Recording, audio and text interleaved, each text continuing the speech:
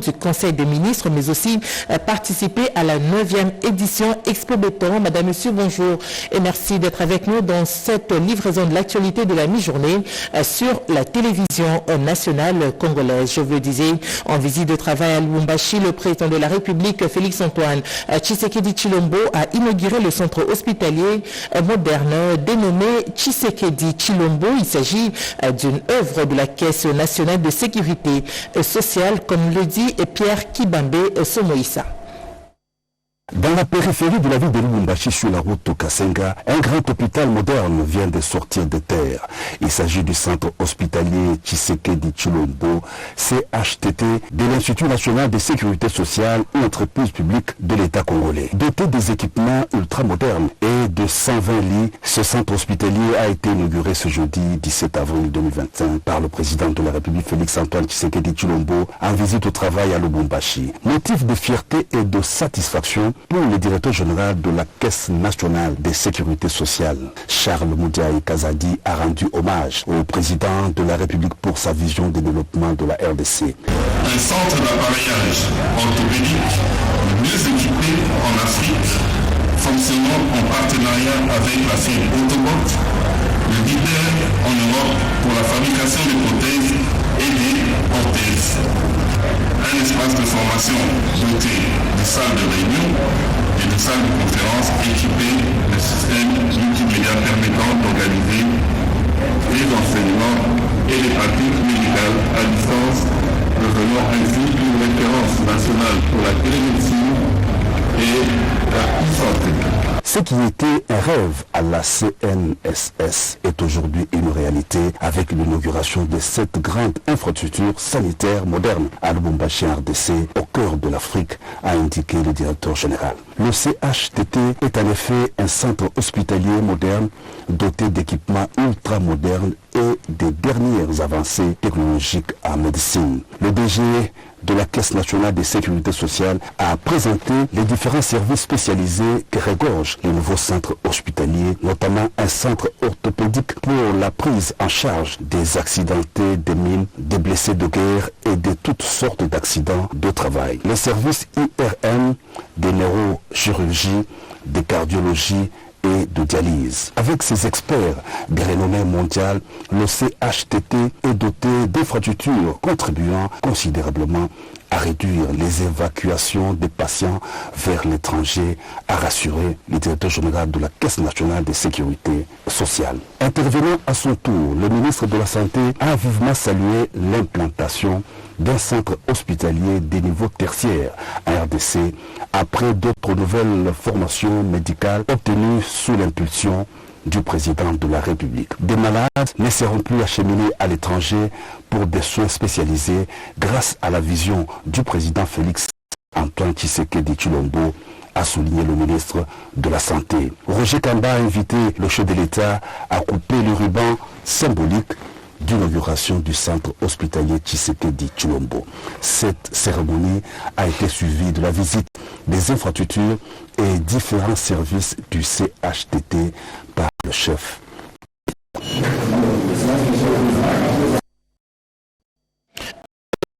Du chef Antoine Tshisekedi Tshilombo est dans la province du Haut-Katanga était également marqué par la tenue de la 40e réunion du Conseil des ministres du gouvernement souminois. Le porte-parole du gouvernement, Patrick Mouyaya Katembo, a fait le compte rendu de cette réunion.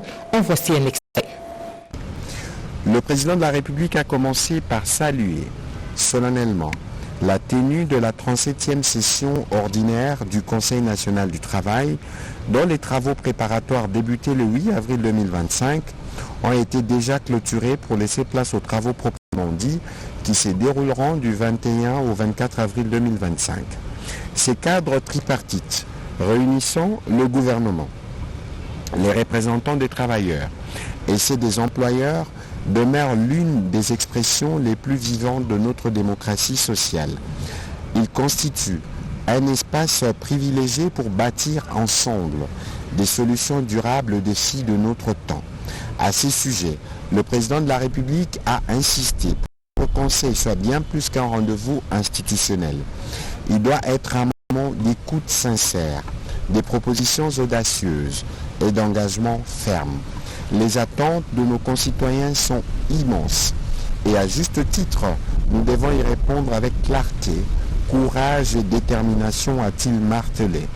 Revenant sur les attentes, le président de la République a précisé que cette session doit déboucher sur des mesures concrètes, réalistes et applicables, notamment pour renforcer le pouvoir d'achat des travailleurs et travailleuses, garantir leur dignité, encadrer de manière équitable et responsable l'emploi des étrangers et consolider notre système de protection sociale dans un esprit de justice et de solidarité ainsi que d'équité. En ce qui concerne l'augmentation du SMIC, celle-ci devrait avant tout bénéficier aux travailleurs les plus vulnérables dont les revenus actuels ne permettent pas de couvrir les besoins essentiels, car ce sont eux qui subissent les plus durement les effets de la précarité pour un véritable levier de dignité et de justice sociale. Le président de la République a rappelé que l'emploi demeure le socle prioritaire de son mandat. Il est la clé de voûte de la paix sociale, les moteurs du développement durable et les garants d'une justice intergénérationnelle véritable, offrir un avenir à nous, soutenir nos familles et dynamiser notre économie passe par un accès équitable à un emploi digne et productif. L'histoire devra retenir que nous avons su, dans un moment décisif, faire le choix du dialogue, de la justice sociale et de l'action. De ce qui précède, le président de la République en a appelé à la mobilisation de tous. Il a invité chaque membre du gouvernement à suivre avec la plus grande attention les travaux en cours, à appuyer les dynamiques positives qui en émergeront et à veiller à leur mise en œuvre effective dans un esprit de cohésion gouvernementale, d'obligation des résultats et de respect du principe d'égalité des chances. Par ailleurs, il a engagé la Première ministre à s'assurer que le prochain SMIC à mettre en place puisse être adapté aux réalités du marché et qu'il prenne en compte les besoins vitaux réels des travailleurs afin de faciliter le renforcement de leur pouvoir d'achat. Et pendant ce temps, le président de la Chambre haute du Parlement a participé à la deuxième journée de la 9e édition d'Expo Béton qui s'est tenue à Lubumbashi. Jean-Michel Samal-Konde a rassuré de faire le suivi des accords signés sur les différents corridors et veiller aux dividendes de ces infrastructures structurantes. Jeanne Kalenga et Julio Piana nous en disent un peu plus. Le speaker de la Chambre haute du Parlement, Jean-Michel Samal-Konde a marqué de son empreinte ce vendredi 18 avril la deuxième journée de la 9e édition de l'Expo Béton 2025 qui se tient dans la cour de l'Assemblée provinciale du Haut-Katanga à Lubumbashi. Dans son allocution des circonstances, Jean-Michel Samal-Konde a promis en tant que Sénat de faire le suivi des accords signés dans le cadre de ces corridors. Nous ici, nous sommes venus d'abord encourager l'initiative et puis donner des indications sur l'anticipation que nous devons avoir sur les différents projets d'infrastructures qui vont venir demain, dans les différents corridors qui nous concernent, que ce soit celui de l'Obito, parce qu'on en parle pour le moment, et aussi comment est-ce qu'à notre niveau, en tant que sénateur, en tant que Sénat, nous aurons à faire ce suivi de ces accords et surtout nous assurer du dividende vis-à-vis de nos populations. Devant les acteurs politiques et les opérateurs économiques, l'honorable président Jean-Michel Samal-Konde a exhorté à plus de résilience et d'anticipation. Cette exposition intervient à un moment où la République démocratique du Congo connaît une agression injuste et barbare du Rwanda et ses supplétifs du 1-23, mais que c'est important de savoir que pour répondre aussi à ces questions sécuritaires, nous avons besoin de développement, de croissance économique, et donc c'est important que ces questions de développement restent aussi pertinentes au moment où nous échangeons aussi sur ces questions sécuritaires. Avec pour thème les corridors sud de la RDC SADC, projet à développer et opportunités d'affaires, cette 9e édition de l'Expo Béton réunit des acteurs publics, privés, techniques et académiques autour de projets structurants pour l'économie congolaise et régionale. L'événement sert des plateformes d'échange, des réseautages et des mobilisations d'investissement. Il a fait le constat de ce qui se passe dans certains hôpitaux. Il s'agit de la présence de certains funérariums en lieu et place où les malades devraient se reposer. Ce membre de la Chambre haute du Parlement a déposé cette motion d'information au bureau du Sénat. On l'écoute. Je viens de formaliser cette motion que j'ai déposée. C'est-à-dire que vous voyez, quand vous partez à l'hôpital du Cinquantenaire, un endroit où les gens ils vont pour se faire soigner, pour retrouver la santé, mais on voit un spectacle qui est très désolant. Il y a deux cercueils qui circulent du matin, enfin de 8h à 16h et 7 jours sur 7. Et ça, c'est pas quelque chose de bien. On a transformé le jardin en funérarium. Donc il est temps que l'autorité publique puisse prendre des mesures pour pouvoir enlever ces funérariums et que les gens puissent pleurer les morts donc dans un endroit approprié. Ce sont des funérariums. On ne peut pas transformer ce jardin où le malade devait aller se reposer ou prendre un peu de l'air et puis retourner dans leur chambre. Et puis tous les jours, c'est le spectacle à partir de leur fenêtre de voir le défilé de cercueils, de gerbes de fleurs et tous ces défilés de gens. Là, ce n'est plus possible. Donc l'État prend ses responsabilités pour délocaliser donc les funérariums. Et vous pouvez voir aussi le week-end, si quelqu'un tombe malade par exemple, une femme enceinte, quelqu'un qui est dans un état assez grave, dramatique, comment il va accéder à l'hôpital? Il faut voir les bouchons qu'il y a. À partir d'aujourd'hui, vendredi, samedi ou dimanche, il faut voir que ce n'est plus possible. Donc l'État doit délocaliser les funérariums, le mettre dans un endroit approprié et dégager donc le jardin ou la pelouse doit rester seulement aux seuls malades. Le projet déterminant les sanctions dans la réglementation de la gestion des déchets domestiques à Kinshasa a été déclaré recevable. C'était lors de la plénière du jeudi 17 avril 2025 à l'Assemblée provinciale de Kinshasa, nous dit Blandine Wavingana.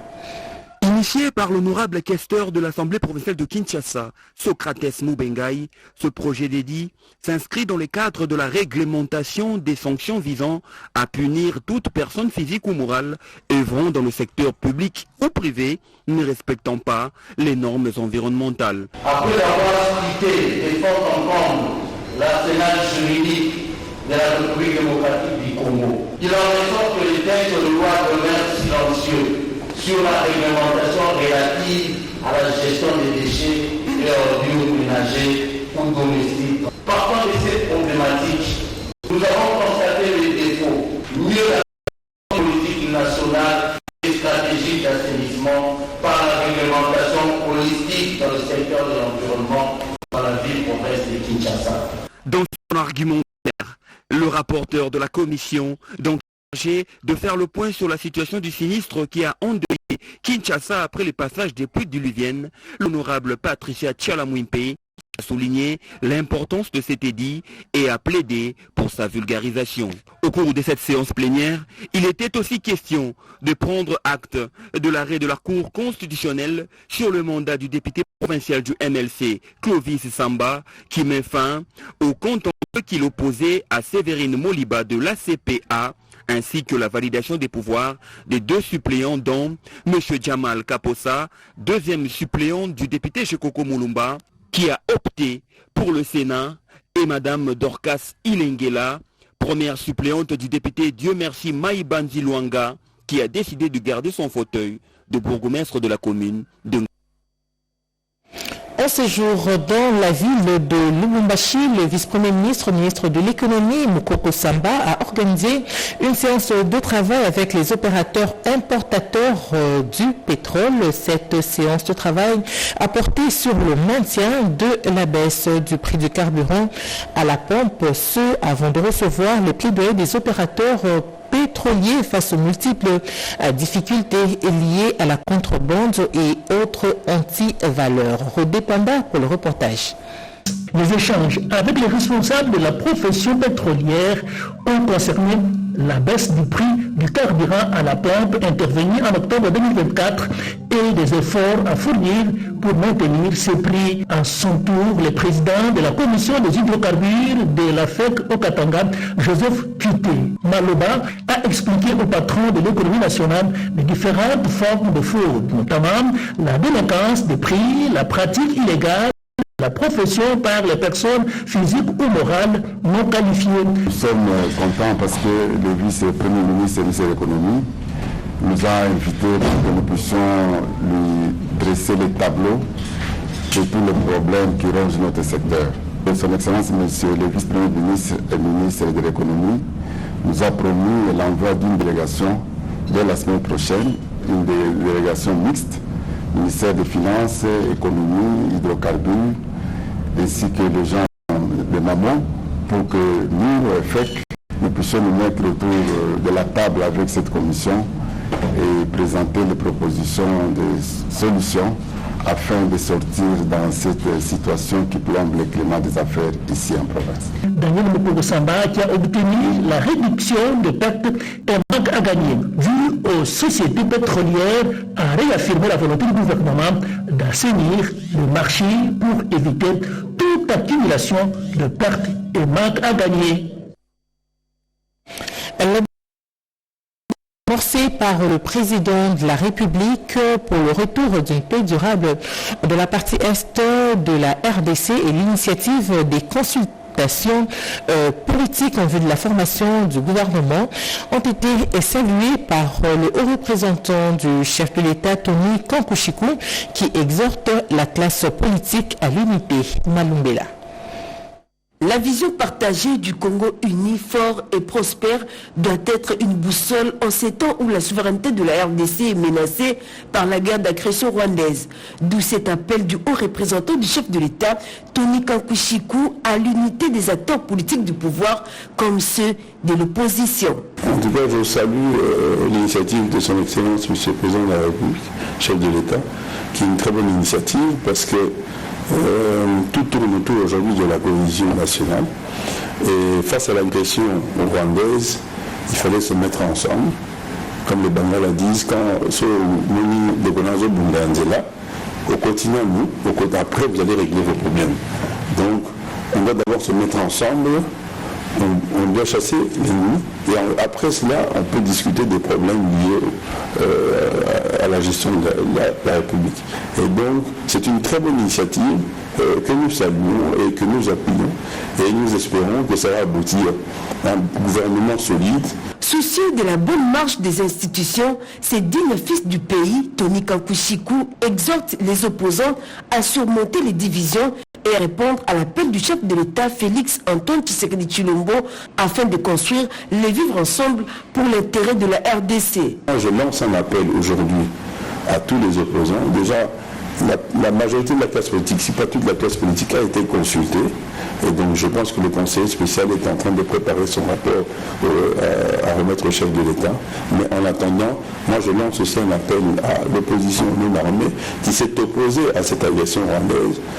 Vous avez Martin Fayulu, vous avez le docteur Mukwege, vous avez Moïse Katumbi, je ne connais pas sa position, mais on tend la main à tous les opposants. En fait, ils viennent autour du président réfléchir comment résoudre le problème de Congolais qui ne doit pas se résoudre par le sang, par la guerre. Des consultations initiées par le chef de l'État, une issue pour la paix durable, gage du développement intégral.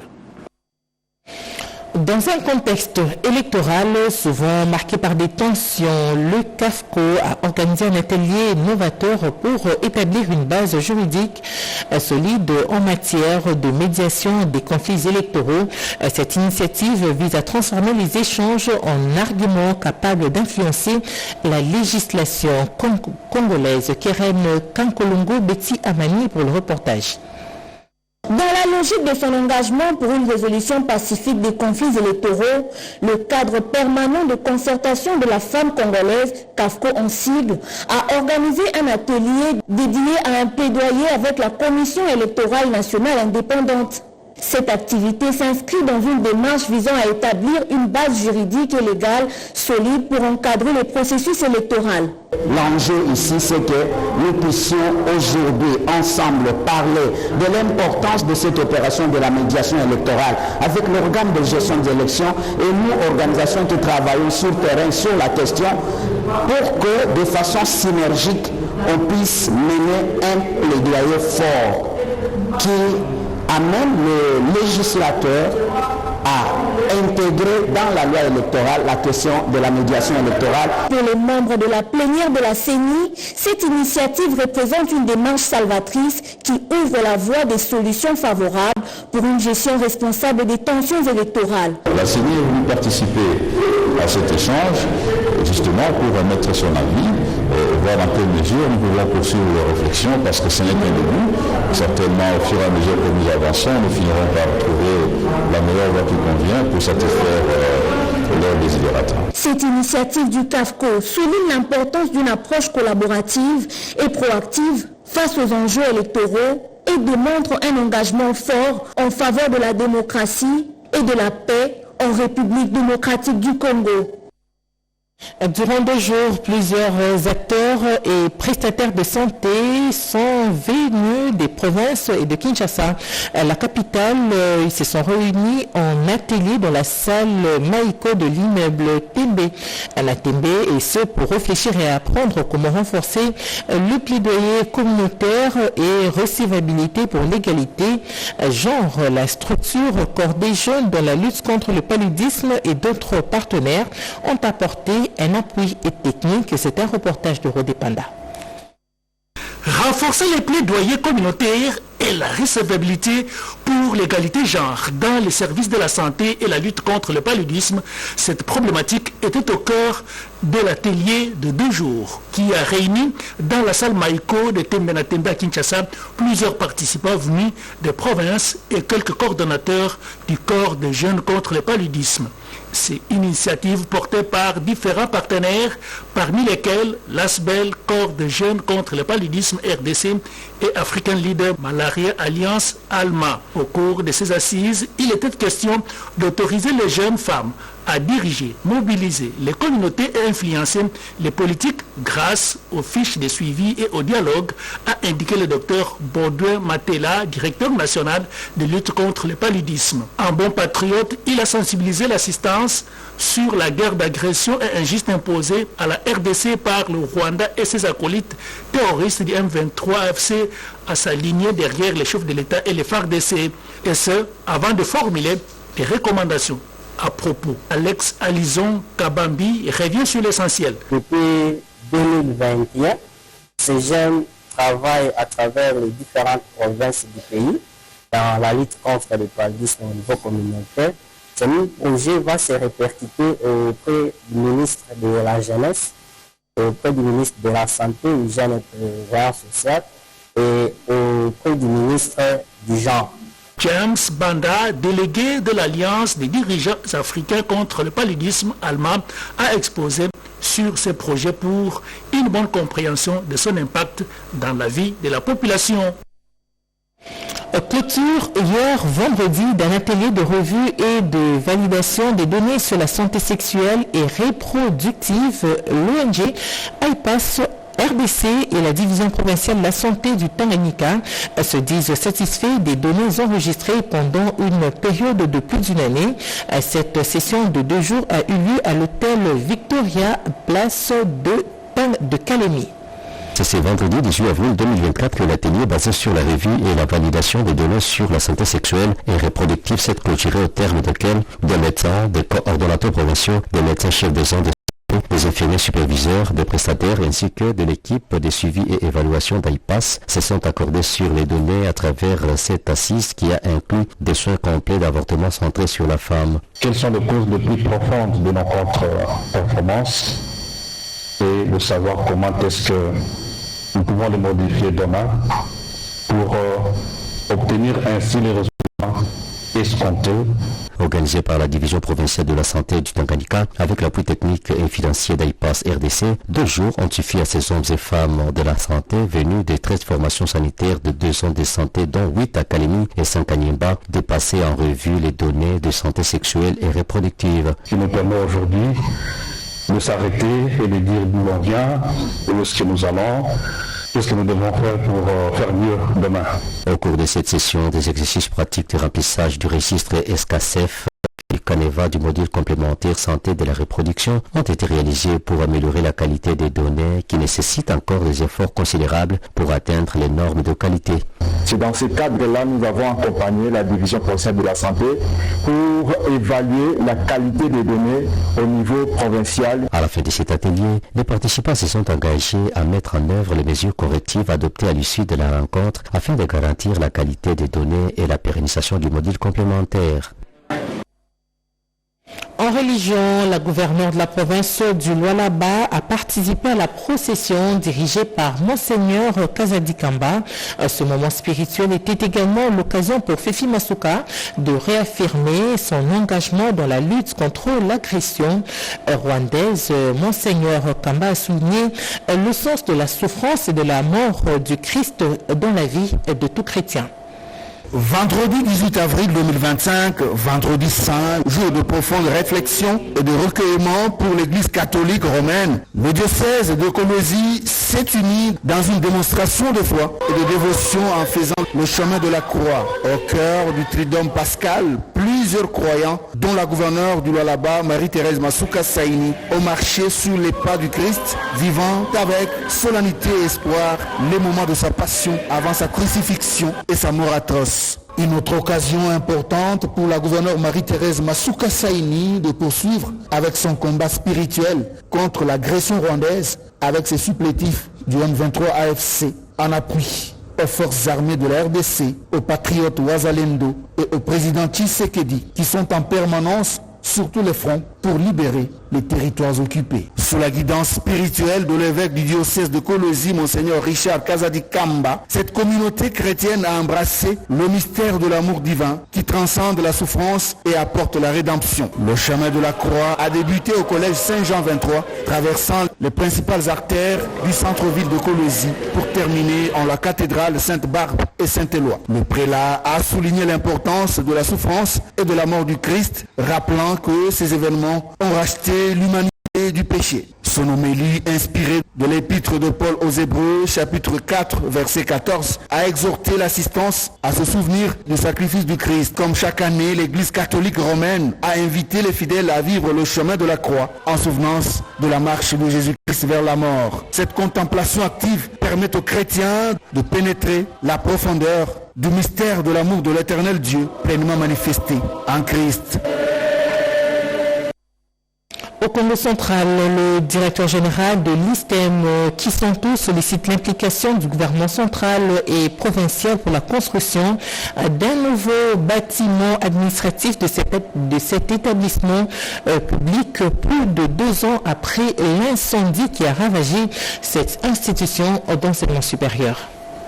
Près de 2 ans après l'incendie, l'Institut supérieur des techniques médicales de Kisonto au Congo central est à la recherche d'un financement pour la construction d'un nouveau bâtiment administratif. À ce jour, cet établissement d'enseignement supérieur ne dispose pas assez de bâtiments.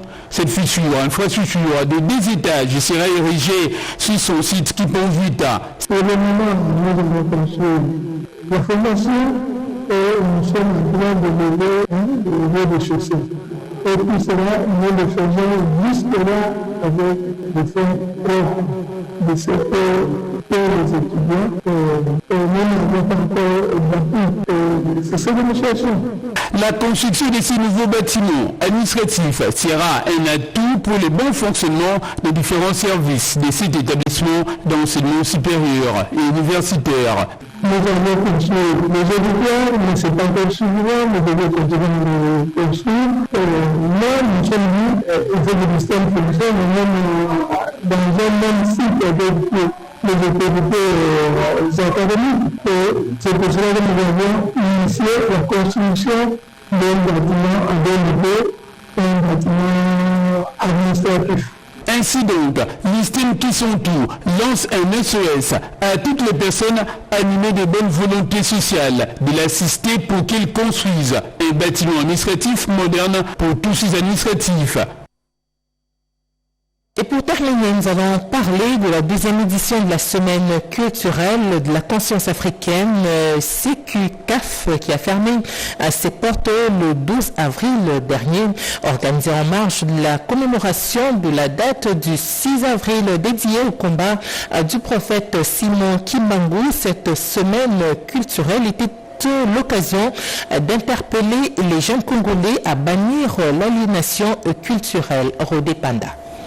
Les combats du prophète Simon Kimbangu, reconnus officiellement par l'État congolais à travers le 6 avril, mais la personne de Kimbangu est ignorée pour faire de lui un héros. Cette interpellation a retenti le samedi 12 avril dernier dans la pièce théâtrale présentée au Palais du Peuple pour clôturer la deuxième édition de la semaine culturelle de la conscience africaine CQCAF, organisée à marge de la commémoration de la date du 6 avril. Cette semaine culturelle ne restera plus un simple événement, mais un véritable mouvement national, international et un pont entre les générations, le peuple et la culture.